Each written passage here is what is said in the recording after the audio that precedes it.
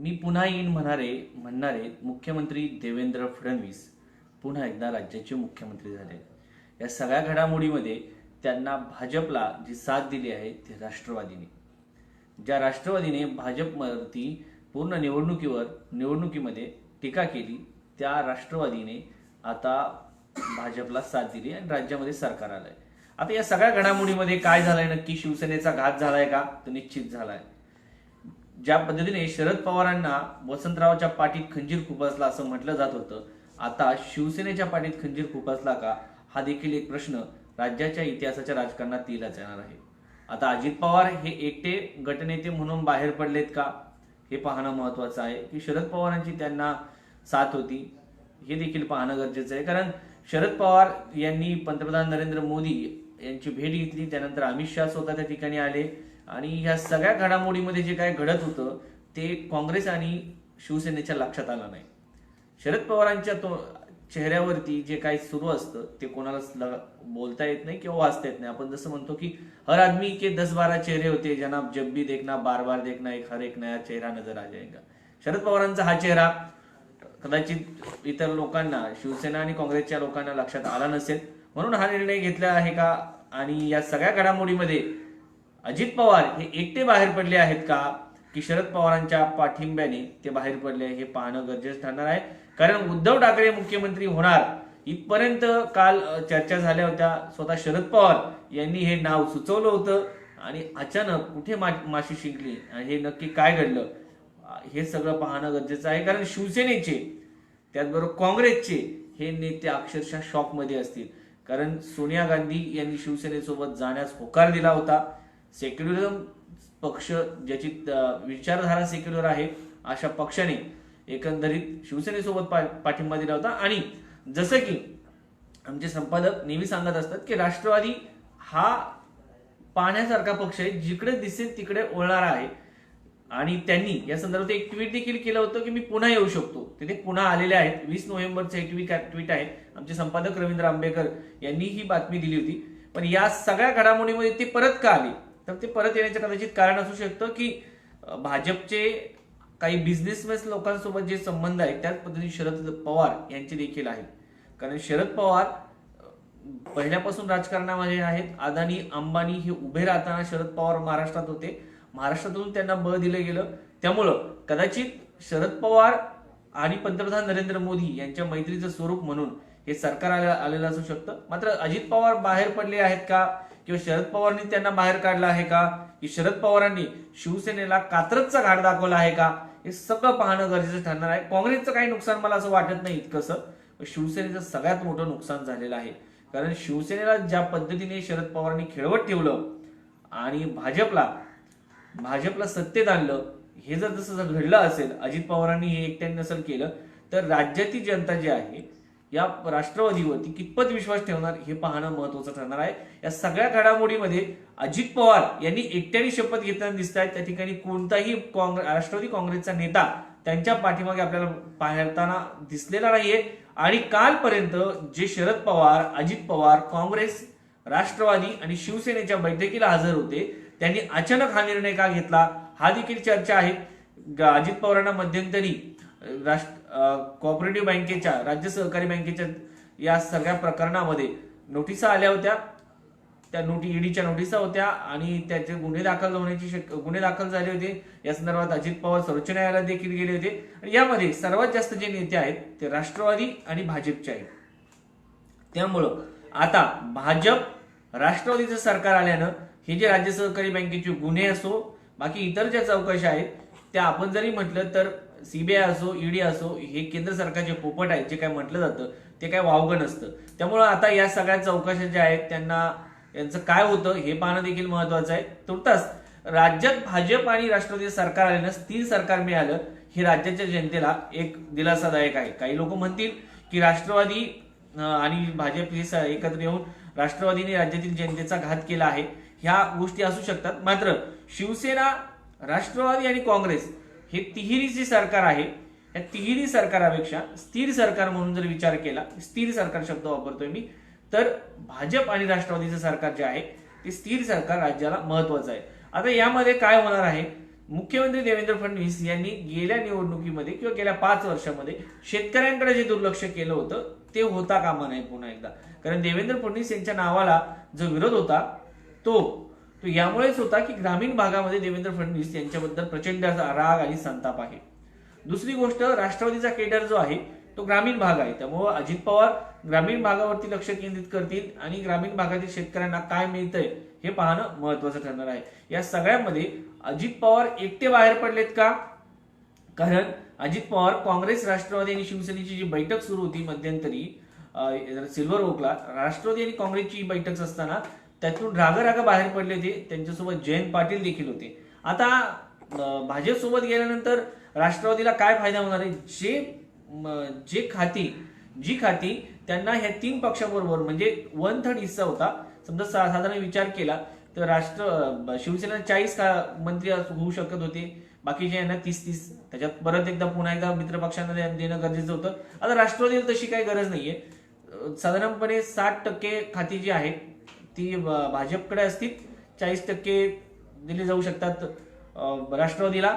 कदाचित 730चा फॉर्म्युला असू शकतो. काही महत्वाची खाती देखील घेतली असतील. या सगळ्या घडामोडी आहेत आणि हे कॉम्प्रोमाइज देखील असू शकतं राष्ट्रवादी काँग्रेसचं. कारण त्यांचे जे नेते आहेत ते बरेचसे नेते इकडेचे तिकडे झालेले आहेत. त्यामुळं आता स्वतःला राज्याच्या सत्तेमध्ये ठेवणं हे गरजेचं आहे. ज्येष्ठ पत्रकार निखिल वागळे यांचा फोन येतोय, त्यांचा फोन घेतो मी. नमस्कार. हा सर, लाईव्ह करतोय सर. हा, आपल्यासोबत निखिल वागळे आहेत, ज्येष्ठ पत्रकार. सर बोलतायत. सर, काय हे जे सरकार आलं याच्या संदर्भात काय मत आहे तुमचं? ठीक आहे चालेल. ओके. हा सर. हा, हे जे सरकार येत आहे राष्ट्रवादी आणि भाजपचं, या संदर्भात तुमचं काय मत आहे? ही अचानक जी घटना घडलेली आहे ती अत्यंत धक्कादायक आहे. देवेंद्र फडणवीस यांनी मुख्यमंत्री पदाची शपथ घेतलेली आहे आणि अजित पवार हे उपमुख्यमंत्री होणार आहेत. ज्या प्रकारे एखादं कारस्थान केलं जातं रात्रीच्या अंधारामध्ये, तसं करून आज सकाळी राज्यपालांनी देवेंद्र फडणवीस यांना शपथ दिलेली आहे. हे पूर्णपणे निर्लज्ज राजकारण आहे. देवेंद्र फडणवीस यांनी राज्यपालांना असं सांगितलं होतं की भाजप सरकार बनवू शकत नाही, पण आता अजित पवार यांना फोडून त्यांनी हे सरकार बनवलेलं आहे. जनादेश, त्या जनादेशाची जर भाजप आणि शिवसेना युती फुटल्यामुळे कधीच वाट लागली. आता हा नवा जनादेश म्हणजे पक्षांतरावर आधारित जनादेश देवेंद्र फडणवीस यांनी निर्माण केलेला आहे. अशा प्रकारचं संधीसाधू राजकारण भाजपने पूर्वीही केलेलं आहे. आणि सगळ्यात महत्वाची गोष्ट म्हणजे ही अचानकपणे शपथ घेतल्यावर नरेंद्र मोदींपासून सगळ्या भाजप नेत्यांनी देवेंद्र फडणवीस यांचं मला असं वाटतं की नरेंद्र मोदी यांनी आता नैतिकतेच्या गोष्टी बोलणं बंद करावं. भाजपची हरियाणापासून अनेक राज्यातील सरकार अशाच उच्चापत्या करून आलेली आहे. तेव्हा भाजपचा या निवडणुकीत पराभव झाला असं म्हणता येईल. 105 जागा मिळाल्या तरी सुद्धा सत्तेचा अभ्यास कसा असतो हे फडणवीस यांनी दाखवून दिलं. आणि अजित पवारांबद्दल तर काय बोलावं, अजित पवार हे अत्यंत झेंड्याच्या कडीचे राजकारणी आहेत असं म्हणायला पाहिजे. याचं कारण संपूर्ण निवडणूक त्यांनी बीजेपी विरुद्ध लढवली. त्यांचं कर्तृत्व या निवडणुकीत फारसं नाही. याचं कारण शरद पवार यांनी ईडीच्या विरोधामध्ये जी लढाई केली त्यामुळे एनसीपीला 54 जागा मिळाल्या होत्या. आता असं सांगितलं जातं की 35 आमदार अजित पवार यांनी फोडलेले आहेत. अजित पवार यांनी केलं असेल तर महाराष्ट्रामधल्या राजकारणातले खलनायक म्हणून त्यांचं नाव इतिहासामध्ये दाखल होईल. सगळ्यात उत्सुकतेचा विषय हा आहे की शरद पवार यांची भूमिका काय यामध्ये. काही जण म्हणतात शरद पवारांना हे माहित नव्हतं. ANIने बातमी दिली की शरद पवारांना हे माहिती होतं. फडणवीस आणि अजित पवार यांच्याशी त्यांची बोलणी झाली होती. कदाचित नरेंद्र मोदींची भेट शरद पवारांनी 4 दिवसापूर्वी घेतली तेव्हा त्यांचंही बोलणं झालेलं असू शकतं. शरद पवार यांची विश्वासार्हता हा नेहमीच चर्चेचा विषय राहिलेला आहे. शरद पवार यामध्ये जर सहभागी असतील या कारस्थानामध्ये तर या निवडणुकीत त्यांना मिळालेली जी विश्वासार्हता आहे, लोकप्रियता आहे ती रसातळाला जाईल याविषयी काही शंका बाळगण्याचं कारण नाही. शरद पवार यांनी लोकांसमोर येऊन हे सांगितलं पाहिजे की आपली भूमिका काय आहे किंवा अजित पवारांचा निषेध तरी केला पाहिजे. सगळ्यात गमतीची गोष्ट ही आहे की अजित पवार हे सिंचन घोटाळ्यामध्ये सामील आहेत.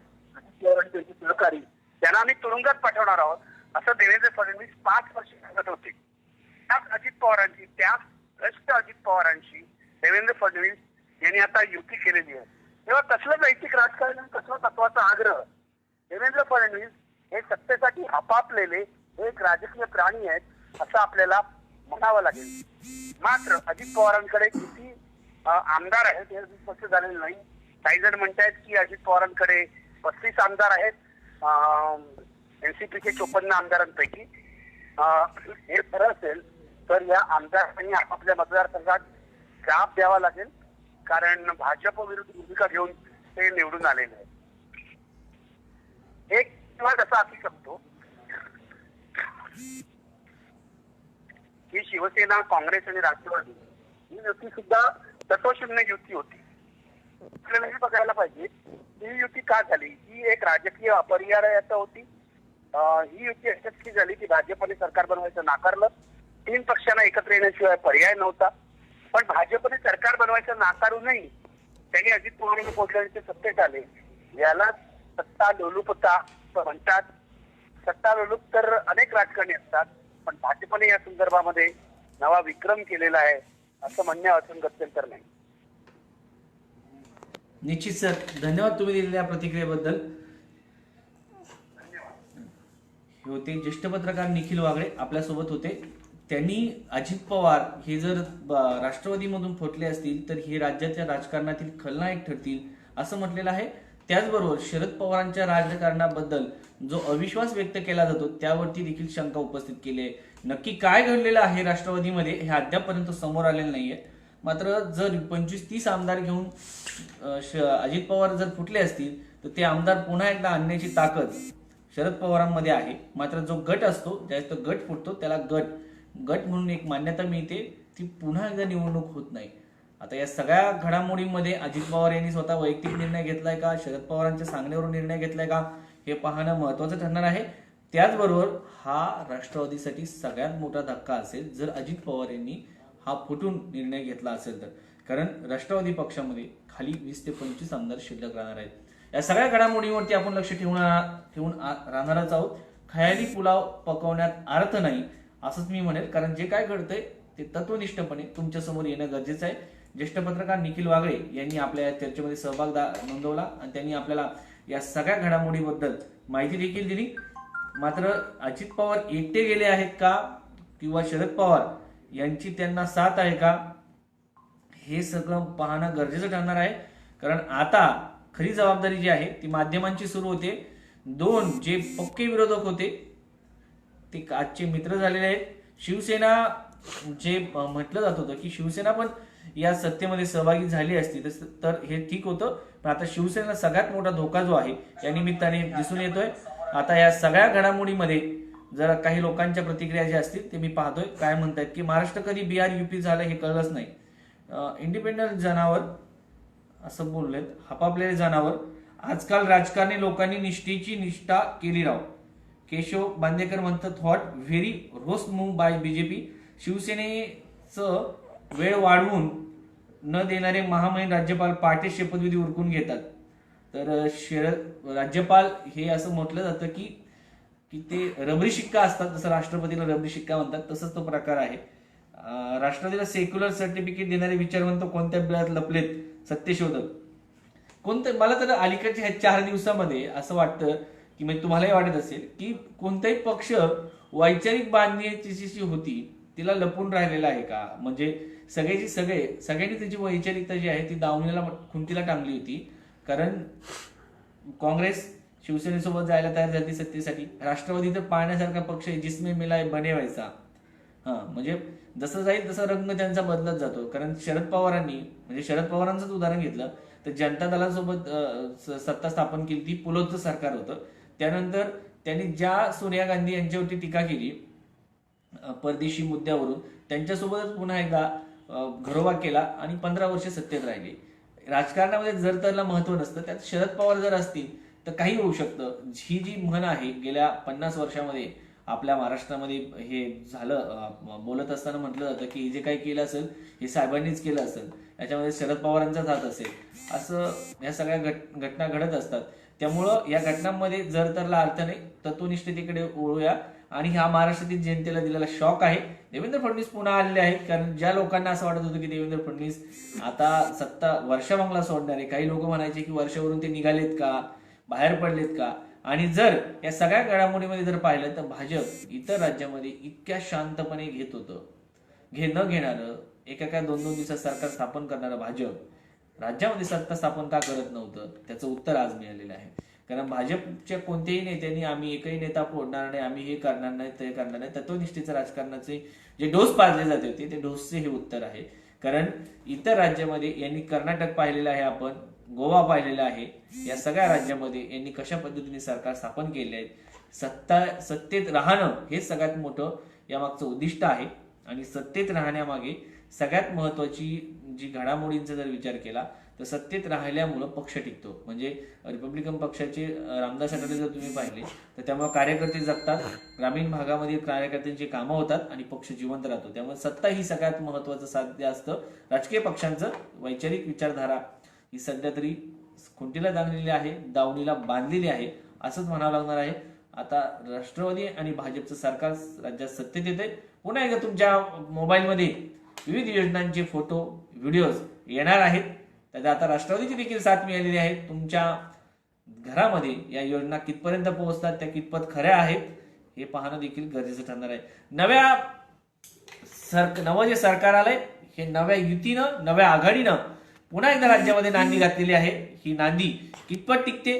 राष्ट्रवादी स्वतःला सेक्युलर म्हणून घेतो, भाजप हा हिंदुत्ववादी, हा हिंदुत्ववादाचा अपमान आहे का हे सेक्युलरवादाचा अपमान आहे, हा देखील विचार करणं गरजेचं आहे. पुट मी ऑन असं कोणतरी सांगतंय.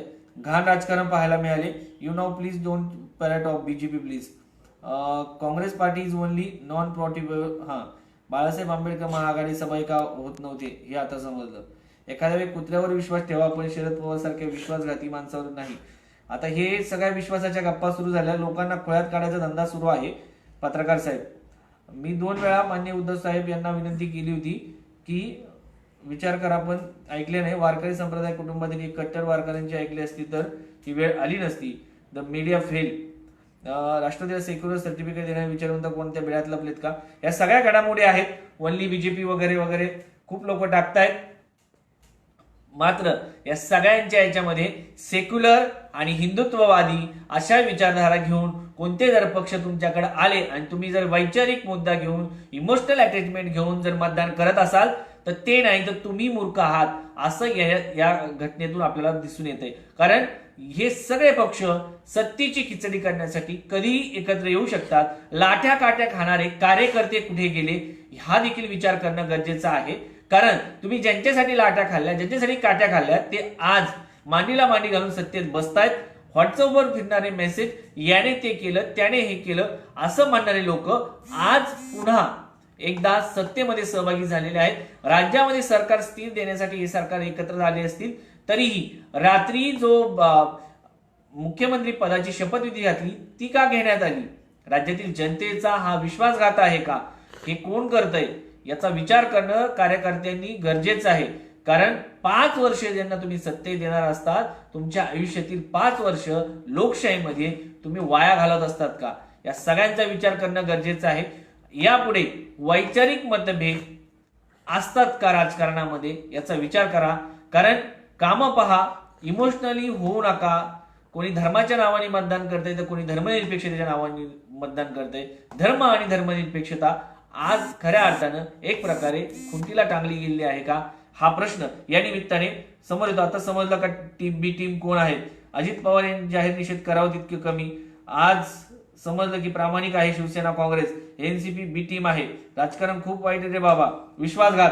सगळ्यांच्या ह्या प्रतिक्रिया आहेत. पण तुम्ही ज्या प्रकारे इमोशनली होऊन मतदान करतात, राम मंदिर आलं, हिंदू खतरे में है, तेव्हा तुम्ही कुठे जातात? धर्मनिरपेक्षता आहे, धर्म धोक्यात आलेला आहे, धर्मवादी विचारसरणींची वाढ झालेली आहे असं म्हणणारे आज भाजप सोबत जात आहेत आणि धर्म खत्रे हिंदू खत्रे में म्हणणारे हे दोघं एकत्र येतात, त्यावेळेस तुम्ही कुठे आहात याचा विचार मतदारांनी करणं गरजेचं आहे. आज तुम्ही गेल्या 5 वर्षाचा मागचा हिशोब पाहिला आणि आजची स्थिती पाहिली.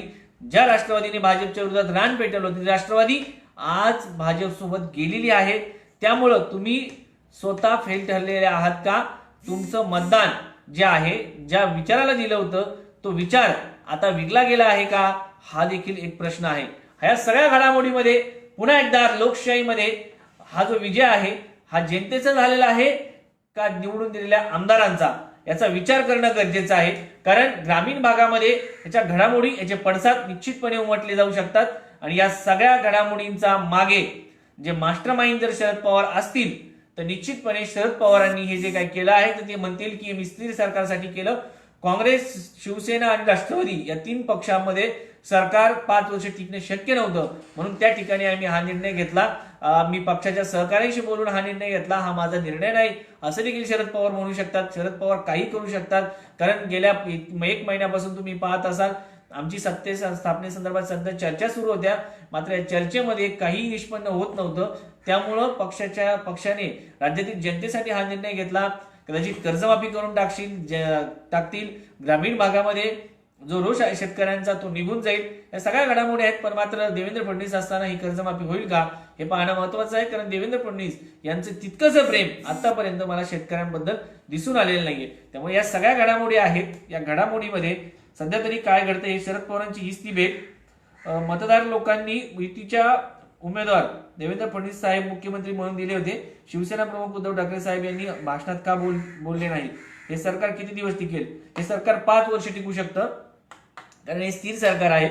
कारण इतकीशी कात्यातूट करण्याची गरज नाही. शिवसेना, राष्ट्रवादी आणि काँग्रेसचं जे सरकार होतं याच्यामध्ये वैचारिक मतभेद, त्याचबरोबर त्यांचे विषय जे होते स्वातंत्र्य विदा सावरकरांना भारतरत्न देणं असो किंवा इतर बाबी असो, या सगळ्या घडामोडींचा विचार केला तर सगळ्यात मोठं नुकसान जे आहे ते शिवसेनेचं झालेलं आहे. शिवसेनेला कात्रजचा घाट राष्ट्रवादीच्या काही नेत्यांनी दाखवलेला आहे. मी असं म्हणणार नाही की शरद पवारांनी, पण शरद पवारांनी जर केलं असेल तर त्याच्यासाठी ते प्रसिद्ध आहेत, त्यांनी तेच केलेलं आहे. मात्र मातोश्रीची गद्दारी झाली आहे का?